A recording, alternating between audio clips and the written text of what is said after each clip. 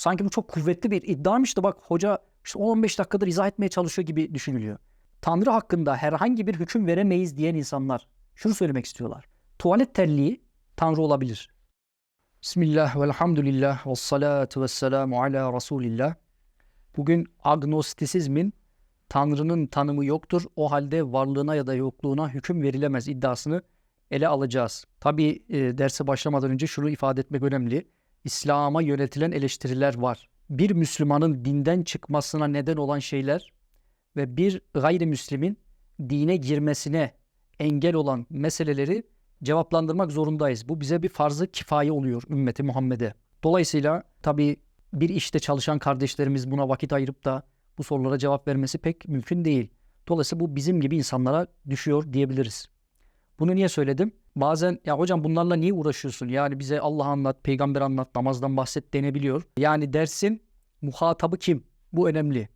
Değil mi? Şimdi fıkıh dersi yapıyorsak burada muhatabımız Müslümanlar. Hatta mezhebimizi anlatıyorsak belki Hanefi mezhebi orada muhatap olacak. Burada kelami bir mesele konuşulacağı için bu dersin muhatabı kimdir? Yani kafası karışık olan Müslümanlar ve bu sebepten dolayı dine girme noktasında kendisinde bir engel gören gayrimüslimler. İddia sahipleri şunu söylüyorlar. Bir şeyin mahiyetini bilmiyorsak tarifini yapamayız. Bu birinci iddia. Tarifini yapamıyorsak hakkında konuşamayız. Bu ikinci iddia. Tanrı'nın mahiyetini bilmiyoruz. 3. Dördüncüsü, o halde Tanrı'nın tarifini yapamayız. 5. Tarifini yapamadığımıza göre varmış yokmuş hüküm veremeyiz. Hatta hakkında herhangi bir ispat ve nefi yapamayız. Tanrı şöyledir de diyemeyiz, böyle değildir de diyemeyiz. Bu iddiaları tek tek ele alacağız. Öncelikle mahiyet nedir?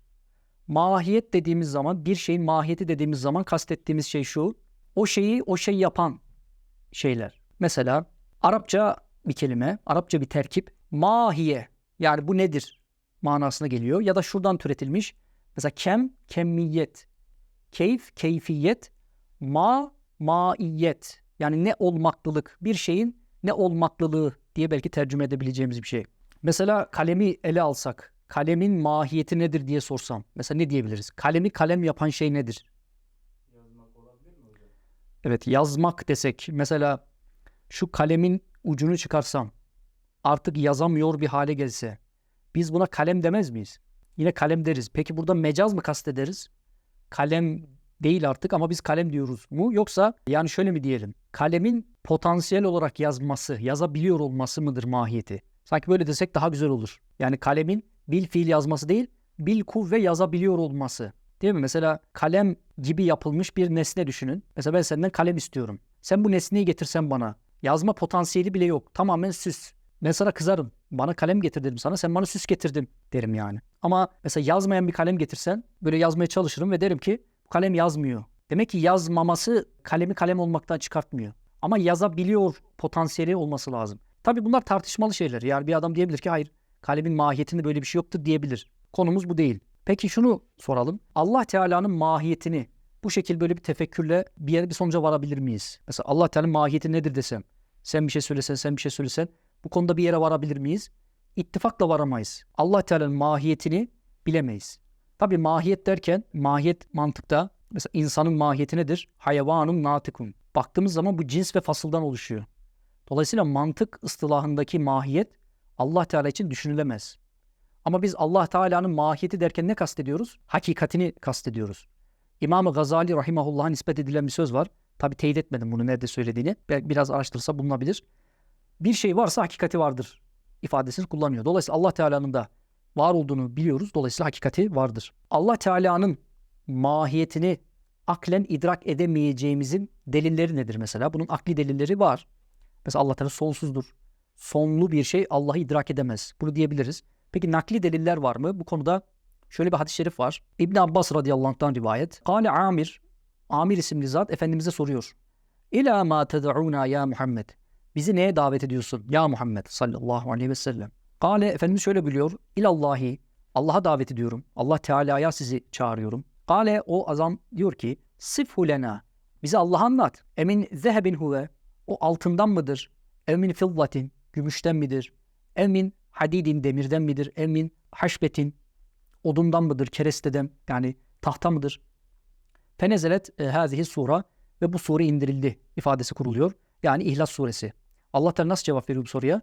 Estaizu billah. Kul huvallahu ehad. Allahu samed. Lem yelid ve lem yulad ve lem yekun lehu kufuven ehad. Yani Habibim tarafından ilan et. Kul de ki huvallahu ehad. Allah Teala tektir. Ondan başka ilah yok. Allahu samed. O hiçbir şeye muhtaç değil. Lem yelid ve lem yulad. Doğmadı, doğurulmadı. Ve lem yekun olmadı lehu onun için kufuven ehad. Hiç kimse denk olmadı. Hiçbir şey ona denk olmaz. Peki bu ayet-i kerimenin nüzulünden ne anlıyoruz? Müşrikler Allah Teala'nın mahiyetini öğrenmek istiyorlar. Allah Teala ise sıfatlarıyla cevap veriyor.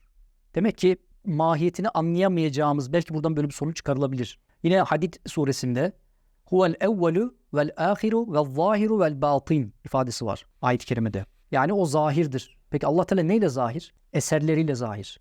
Kainatta her şey Allah Teala'nın varlığını bize gösteriyor. Delil oluyorlar. Ama batın, ne yönüyle batın? Mahiyetiyle, hakikatiyle gizli. Biz Allah Teala'nın ne olduğunu anlayamıyoruz. Doğru mu?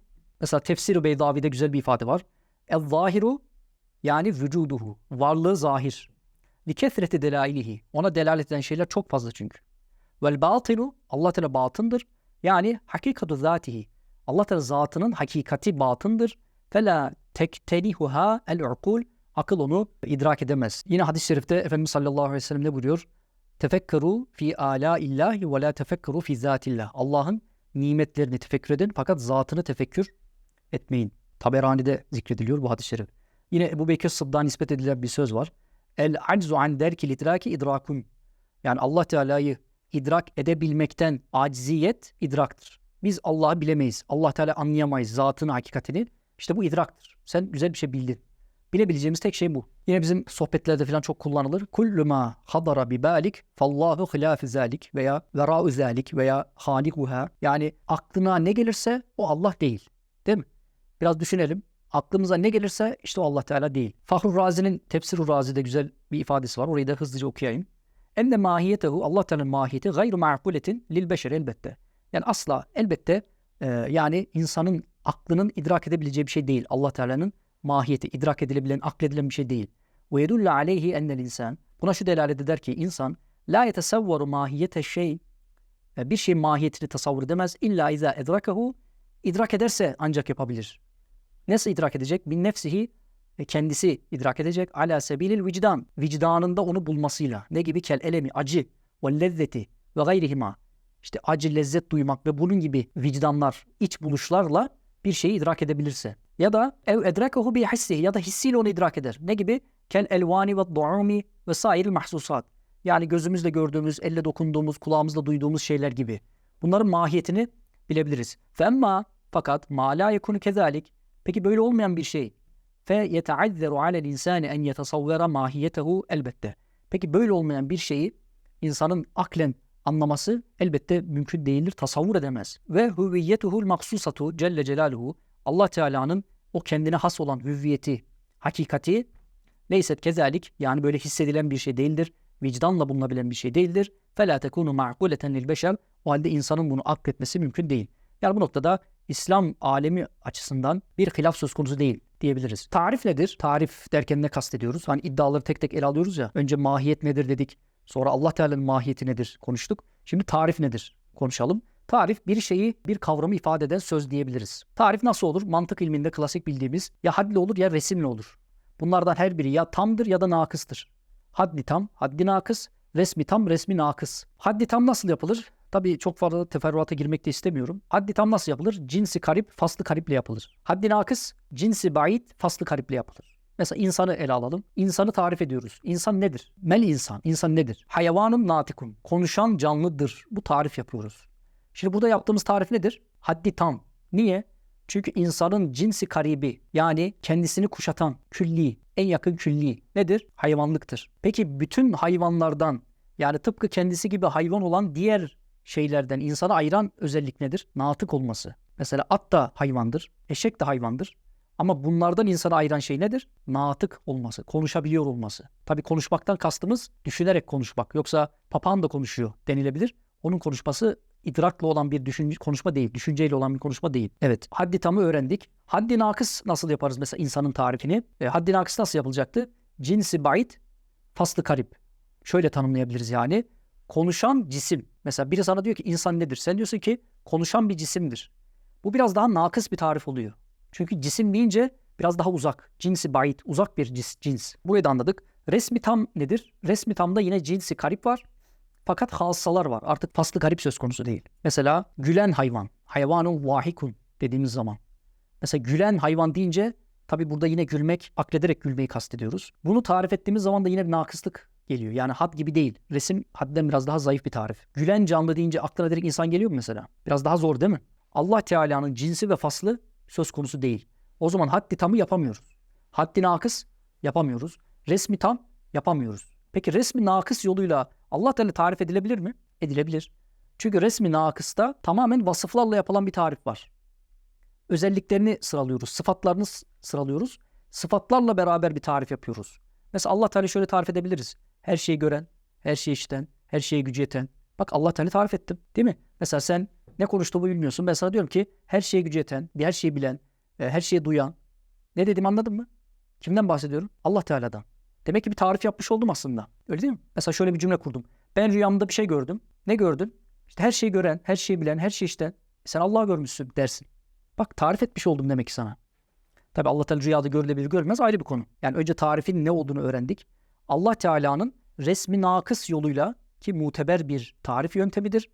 Tarifini yapabiliyoruz. Bunu öğrenmiş olduk. Dolayısıyla Tanrı'nın tarifi yapılamaz iddiası boşa düştü. Aslında şunu da boşa düşürmüş olduk. Bir şeyin mahiyetini bilmiyorsak tarifini yapamayız. Öyle mi? Değil. Allah Teala'nın mahiyetini bilmiyoruz ama sıfatlarını bilerek tarif yapabiliyoruz. Mesela şöyle bir misal versek. Adam, yani uç bir örnek. Vukusu mümkündür değildir, önemli değil. Adam dışarıya çıkıyor. Hayatında ilk defa. Bir şey yüzüne çarpıyor. Diyor ki bu ne? Geliyor birilerine soruyor. Diyor ki benim bugün yüzüme bir şey çarptı. Bana biri vurdu. Nasıl bir şeydi? Anlatmaya başlıyor. Yani ıslak değildi. Kuru değildi. Bana vurduğu sırada etrafta bazı şeyler uçuştu. İşte bu adam ne anlatıyor? Rüzgar anlatıyor. Peki mahiyetini biliyor mu o rüzgarın? Bilmiyor. Yani rüzgarın ne olduğuna dair hiçbir fikri yok. Ama eserini kendi üzerinde müşahede etmiş. Tarif ettiği şey ne? Rüzgar. Bak sen rüzgarın ne olduğunu bildiğin için adamın tarif ettiği şeyi, yani rüzgarı aslında bu adam neyle tarif etti? Vasıflarıyla tarif etti. Şöyledir, böyledir. Ve bu tarifte sen onun rüzgar olduğunu anladın. Peki bu adam deseydi ki ben mahiyetini bilmiyorum. Gerçekten de bilmiyor. Rüzgarın ne olduğuna dair hiçbir fikri yok. Sadece vasıflarını biliyor. Peki mahiyetini bilmeyip bunu inkar edecek olsaydı saçma olmaz mıydı? Demek ki mahiyetini bilmediğin bir şeyi inkar etmek çok akıllıca bir yöntem değil. Mesela yine şöyle bir örnek verelim. NASA Mars'a gitmişti. Çok yani belki 6-7 sene belki bir hadiseydi, hatırlıyorum. Mars'ta böyle tuhaf bir yapı görüyorlar. Hemen haberlerde NASA'lı mühendislerin açıklamaları bu şekilde yansımıştı basına. Acaba uzaylılar mı var? Tamam da sen uzaylıların mahiyetini bilmiyorsun. Hiçbir fikrin yok. Nasıl uzaylı fikrine vardın? Çünkü bir eser gördün. O esere bakarak demek ki bu eseri bir yapan vardır. Mars'ta kimse yok. Demek ki uzaylı diye bir şey var. Bak hiç görmediğin, varlığına dair hiçbir şey bilmediğin bir şeyin var olabileceğine ihtimal veriyorsun. Bir tarif yapıyorsun. Halbuki mahiyetine dair hiçbir bilgin yok. Niye? Çünkü bir eser gördün. Peki şu kainat bir eser değil mi? Yani biz bu kainata bakarak demek ki bunu bir yaratan var. Demek ki buna gücü yetiyor. Demek ki her şeyi biliyor diyerek sıfatlarını, en azından bazı sıfatlarını aklen ispat etmemiz mantıksız bir şeydir. Şöyle bir şey de hatırlıyorum. Bir tane kadının kızına cinler musallat oluyor. Gidiyorlar bir hocaya. Hoca diyor ki işte cinler musallat olmuş. Annesi inanmıyor. Öyle şey mi olur diyor. Cin yok diyor, hikaye. Bu hoca efendi de sen de yakında görürsün diyor.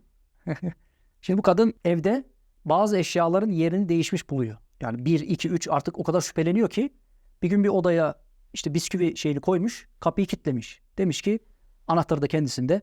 Yani buradan da bu eşya hareket ederse demek ki kesin cin var. Bir içeri geliyor, kutular dolu, bisküviler yok. Cinlerin varlığını kabul ediyor. Şimdi cinin mahiyetini biliyor musun? Bilmiyorsun. Ama var olduğuna hükmettin. Demek ki mahiyetini bilmen gerekmiyor. Bizim bir akrabamız vardı. İnançsız. Bir gün konuştuk onunla. Allah'a inanıyor musun? İşte tam emin değilim vesaire. Şunu söyledi. Cinlerin varlığına inanıyorum dedi. Hiç şüphem yok. Niye? Bir gün musallat olmuşlar. Yani bir gün uyurken musallat oldular. Cinin varlığından hiç şüphe duymuyorum. Ama Allah Teala'yı tam emin değilim. İlginç bir mantık. Şimdi cinin mahiyetini biliyor mu? Bilmiyor. Peki var olduğuna inanıyor mu? İnanıyor.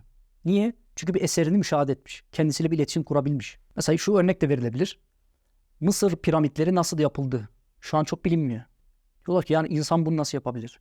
Ve iddialar ne? Acaba uzaylılar mı yaptı? Niye? Çünkü bir insanın yapabileceği bir iş gibi durmuyor diyorlar. Bak uzaylının mahiyetini biliyor musun? Bilmiyorsun. Peki nereden biliyorsun uzaylının var olduğuna? Nasıl bu sonuca vardın? Çünkü ortada bir iş var ve bu işi yapacak potansiyel failleri eliyorsun. Bunlar yapamaz diyorsun. O zaman benim görmediğim, bilmediğim, belki var olduğuna dair hiçbir delil olmayan bir şey var diyorsun ve ona bir isim veriyorsun. Bak mahiyetine dair bir bilgin yok. Görmedin ama olabileceğine ihtimal veriyorsun. Hatta şöyle bir örnek verelim. Eve girdiniz, baktınız, yalnız yaşıyorsun yani. Anahtar senden başka kimse de yok. Bir baktın yemek var ocağın üzerinde. Makarna suyu kaynıyor. Ne düşünürsün? Benden önce bu eve biri girmiş ve bunu yapmış, doğru mu? Ama peki gördün mü yapanı? Faili gördün mü? Yok. Hatta o eve senden önce birinin girme ihtimali de çok mümkün değil. Niye? Çünkü anahtar sadece sende. Ama olsun, yine bir fail arıyorsun. Peki mahiyetine dair bir bilgin var mı? Onu kim yaptığına dair hiçbir bilgin var mı? Yok. Ama işe bakarak potansiyel fail arıyorsun ve hatta o faili ararken ne yapıyorsun? Sıfatlarını tespit ediyorsun. Diyorsun ki makarna suyu koyduğuna göre bir insan olmalı bu. Bir hayvan bunu yapamaz. Canlı olmalı. Değil mi? Hayatta ölü bir şey bunu yapamaz. Buna kudreti olmalı, gücü yetmeli. Mesela felçli olamaz. Ne bileyim mesela 3 aylık bir bebek orada olsa şunu düşünmez. Yani belki bu bebek yaptı demez. Çünkü o kudreti onda görmüyor. Bak sıfatlarını bularak faili bulmaya çalışıyor. Biz de böyle yapıyoruz yani. Dolayısıyla kainata bakarak, kainatı bir eser olarak düşünüp Allah Teala'nın faili olmasını hükmetmemiz ve vasıflarını bu şekilde bulmamız çok mantıklı bir yöntem. Tabii yani kaç dakika oldu bilmiyorum. 10-15 dakika oldu herhalde. Şunu söylemek istiyorum. Bazı fikirlerin kıymetsiz olduğunu anlatmak zor oluyor. Böyle teknik konuşuyorsun, mahiyet diyorsun. İnsanların anlamayacağı belki ıstılahlarla konuşuyorsun. Bunu duyan insanlar şöyle zannedebiliyor. Demek ki bu fikir önemli bir fikir. Yani mahiyetini bilmediğimiz bir şeyin tarifini yapamayız. Tarifini yapamıyorsak var mı yok mu diyemeyiz. Herhangi bir hüküm veremeyiz. Sanki bu çok kuvvetli bir iddiamış da bak hoca işte 10-15 dakikadır izah etmeye çalışıyor gibi düşünülüyor. Ben sadece şunu söylemek istiyorum. Tabii bu yani makul bir yöntem değil belki ama yani anlaşılsın diye söylüyorum. Tanrı hakkında herhangi bir hüküm veremeyiz diyen insanlar şunu söylemek istiyorlar. Tuvalet terliği Tanrı olabilir. Böyle söyleyince bu görüşün kıymeti ortaya çıkmış oluyor değil mi? Yani az önceki işte 10-15 dakikalık bir izahtan sonra yani belki bir şüphe oldu. Yani acaba bu görüş ne? Fakat bu görüşün lazımı olan görüş ne? Tuvalet terliği Tanrı olabilir. Neden bunu söylüyorum? Çünkü Tanrı hakkında ne bir şey ispat edebiliriz ne nefy edebiliriz. Tanrı şöyledir de diyemeyiz, böyle değildir de diyemeyiz diyorlar. O zaman şunu söylüyorum. Tanrı tuvalet terliği değildir. Tuvalet terliği Tanrı olamaz diyemeyecekler bu iddia sahipleri. Nitekim bu görüşleri böyle Türkiye'de meşhur eden bir adam var. Bir münazarada hoca soruyor, diyor ki kalem Tanrı olabilir mi? Diyor ki olabilir. Bilemeyiz diyor. Yani şimdi sen gülüyorsun ama buna inanan insanlar var. Yani bir kalemin, hatta ben yani biraz daha böyle manipüle ederek söylüyorum. Tuvalet terliğinin ilah olabileceğine ihtimal veren adam Kur'an-ı Kerim'i beğenmiyor. Diyor ki Allah'ın kelamı bu olamaz. Tuvalet terliği ilah olabilir ama Kur'an-ı Kerim'deki ayetlerin sahibi Allah olamaz. Artık bunların İslam düşmanlığının insanı getirdiği fikri çöplüğü böyle göstermiş olabiliriz. Evet. Velhamdülillahi Rabbil alemin.